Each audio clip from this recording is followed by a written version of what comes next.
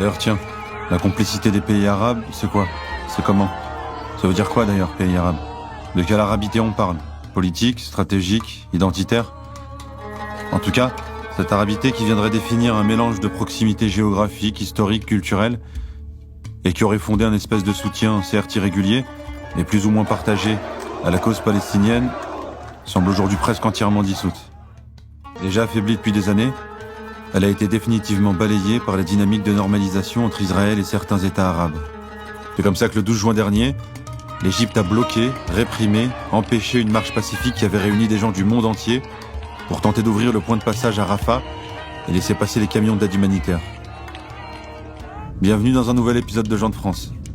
Avec des Français pas résignés, dans un voyage en Égypte, vers les portes de l'enfer et au cœur de la complicité des gouvernements arabes.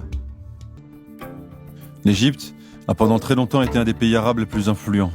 Avec le président Nasser, le pays souhaite se positionner comme l'État leader du monde arabe et du mouvement des non-alignés. Le pays a plusieurs fois été en conflit avec Israël. Aujourd'hui, le génocide à Gaza permet aussi de donner la mesure de l'affaiblissement du monde arabe et de sa disparition sur la scène politique.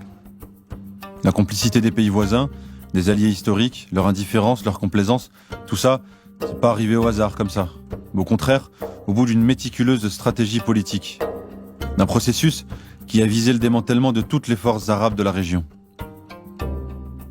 Les considérations géopolitiques du siècle dernier, notamment après la guerre du Golfe, posent les bases d'une volonté de réorganiser l'ordre régional au Moyen-Orient.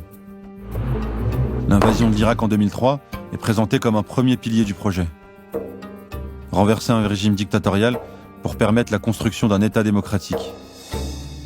En 2006, pendant qu'Israël bombardait le Liban, Condoleezza Rice, alors secrétaire américaine d'État de George Bush, parlait officiellement et pour la première fois publiquement de la nécessité de ce qu'elle appelait alors à l'époque le nouveau Moyen-Orient. It is time for a new Middle East. It is time to say to those who do not want a different kind of Middle East that we will prevail, they will not. L'expression est lancée. Elle l'utilise pour justifier une transformation géopolitique de la région. Elle veut fonder ça sur la promotion de la démocratie, qui n'a servi, on le verra plus tard, que la logique du projet néoconservateur américain et le renversement des régimes perçus comme hostiles. Des années plus tard, et des chaos plus tard, qui peut être encore dupe des réelles intentions politiques américaines. Lors d'un point presse, Rice justifie l'intervention américaine dans le conflit entre Israël et le Hezbollah en avançant que celles des États démocratiques modérés et souverains pourront contenir l'extrémisme et instaurer la stabilité. We must work urgently to create the conditions for stability and lasting peace. C'est une chanson qu'on connaît un peu aussi en France. Mais c'était surtout une nouvelle démonstration de l'alliance stratégique entre l'implantation durable d'Israël dans la région et le projet américain de fragmentation du Moyen-Orient. Une dynamique conjointe qui vise surtout à empêcher l'émergence, dans le monde pour les uns ou dans la région pour les autres, d'un pôle arabe fort et autonome. Et donc la complicité arabe aujourd'hui, elle a aussi été construite.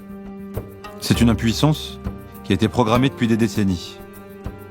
C'est comme ça qu'aujourd'hui, Jeff et ses amis n'ont pas pu avancer bien loin depuis le départ de cette marche. Son arabité. C'est comme retrouver le grand-père qu'on connaît pas trop, qui nous raconte dans une langue qu'on comprend pas trop la guerre qu'ils ont perdue hier. Et qui nous aide du coup un peu mieux à comprendre celle qu'on perd tous les jours aujourd'hui. Peut-être que pour saisir la bataille qu'on perd à Grigny ou à la Castellane, ça sert à quelque chose de connaître les défaites qui ont d'abord eu lieu ici.